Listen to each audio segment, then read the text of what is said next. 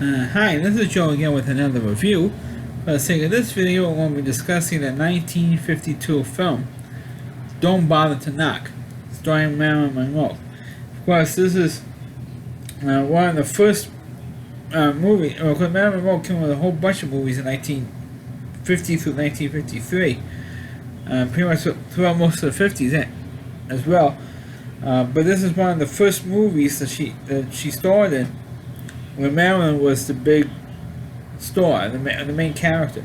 Because recently, previous movies I've been reviewing, she was not really the main character. She was only in maybe 2 or 3 scenes.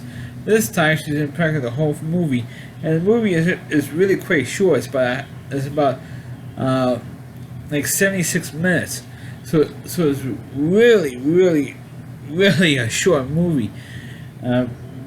Which the 1950s were pretty much guilty of having these short films. And I mean short, I mean less than an hour and a half.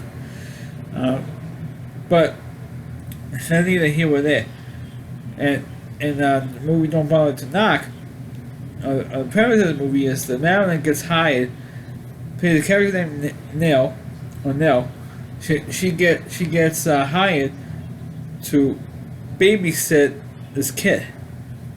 And as a matter of fact, for you baseball fans out there, the kid that the Marilyn babysits for in this film plays one of the main characters in the original 1951 movie Angels in the Outfield. She plays the little kid, the orphan kid who plays for the Pittsburgh Pirates. That was the team that was featured in the original Angels in the Outfield movie.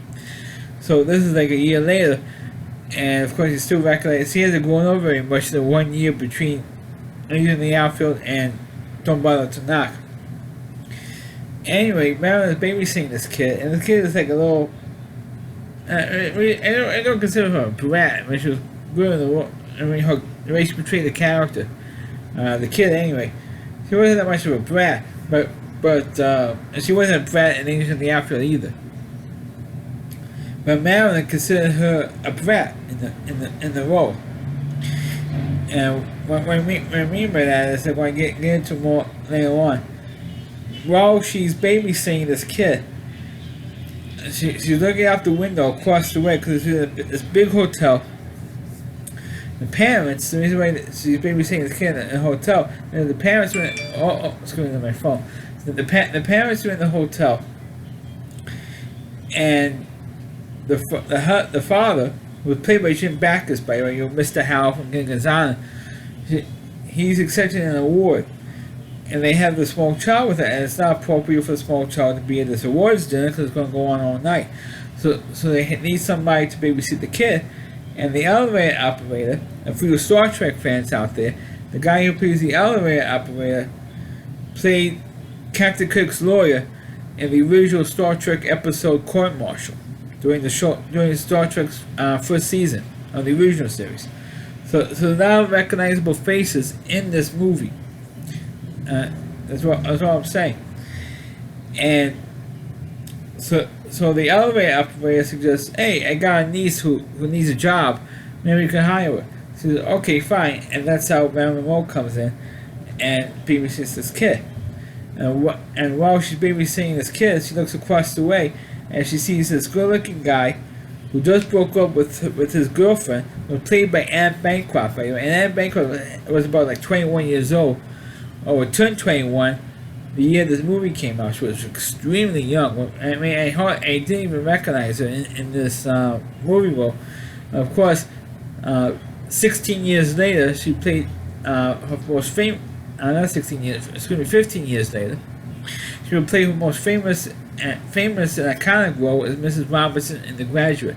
So that's how far off that her most famous role is from this movie.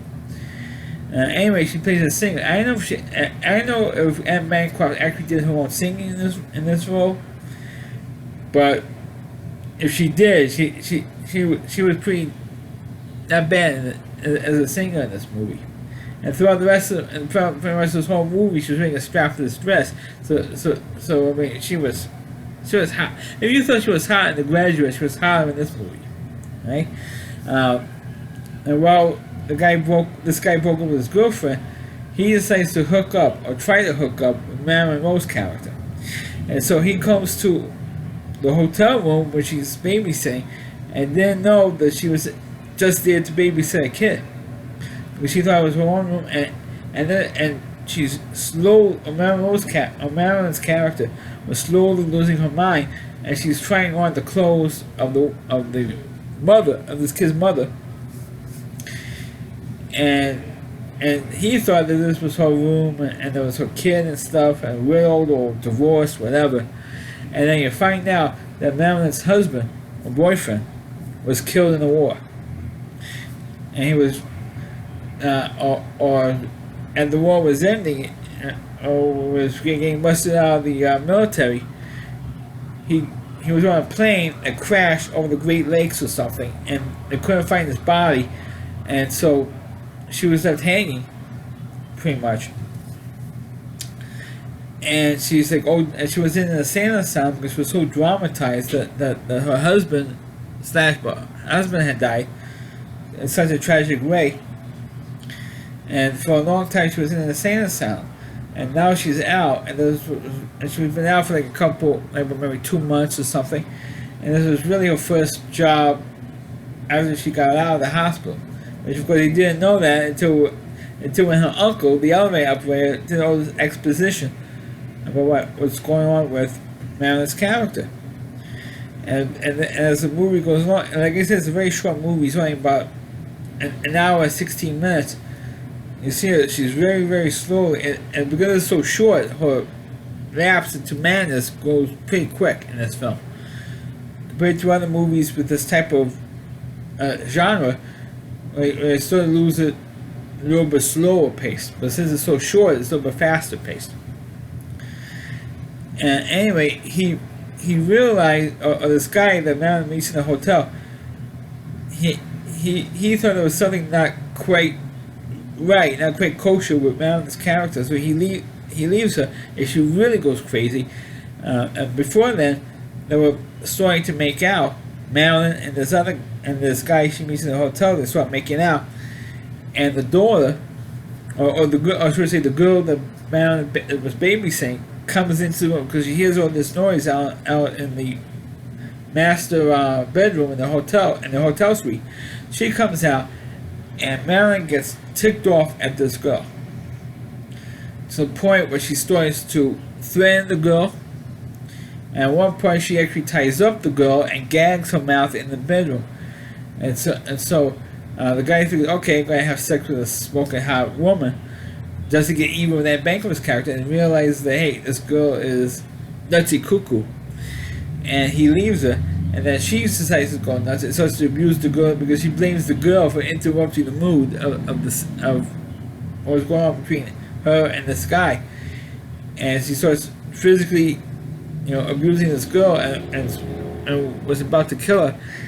And other people on the floor, or someone else on the floor, heard all this crazy stuff that's going on and reports it to the hotel detective, and he comes to check things out and they find the girl, not only the hotel detective, but the guy that Marilyn wants to fool around with, who she misidentifies as her husband, as her now deceased husband. And so they find out, what's going on. And knowing that, but Marilyn beats up or assaults her uncle and ties him up in the closet. And they found him, and he tells them what's going on with Marilyn's character. And then they find her, and she was about to kill herself. She bought like a razor blade in the hotel pharmacy. And she was about to kill herself, and they talk her off the ledge. Literally, not just him, but the guy Marilyn meets, but Anne Bancroft's character, they talk her off the ledge, even though they're in the lobby. So they talked her down, and cops came, and they had to lock her up in the mental asylum again. But no one dies in this movie. No one gets killed. But it's a really interesting thing because it really shows that Marilyn Monroe, and this role actually, it actually does show that Marilyn Monroe can actually act. Because one of the jokes about Marilyn Monroe was that the girl couldn't act. She would look good in camera, she would walk in a sexy way, talk, she would speak in a sexy way, and she really can't act. Well, in this movie, and in a previous Marilyn Monroe film, previously reviewed Niagara, you could really see that she really can't act. I felt that. I felt that way in this movie, and I felt in Niagara that she didn't play the stereotypical dumb blonde roles that she had plenty of in her career, in her movie career. But this movie and Niagara, you could really see she really could act. Instead of playing a stereotypical dumb blonde role with a silly dumb blonde voice and all that type of thing, she really could act, and I thought she was really, really, really good in this role. At least I thought she was. Totally. Again, there goes my phone again. And every time I try to do one of these videos, I always get interrupted by something. But Don't Bother to Knock is definitely one of the, even though it's one of the shorter movies in the Marilyn Monroe collection, it's definitely one of the better roles that she had, even though the movie is so short. So that's my review of Don't Bother to Knock. I wish this was a short video. And this is my review of Don't Bother to Knock. Please click on the video, please rate it, please subscribe to my channel, and please forward this video on your Facebook pages. You can check out all my reviews now on my YouTube channel, but at rallyc.com. That's RWDY.com. That's the homepage of the Rally Reviewer, Christy Moore, and please check out all of his videos on his website. Thanks for watching. Catch you next time.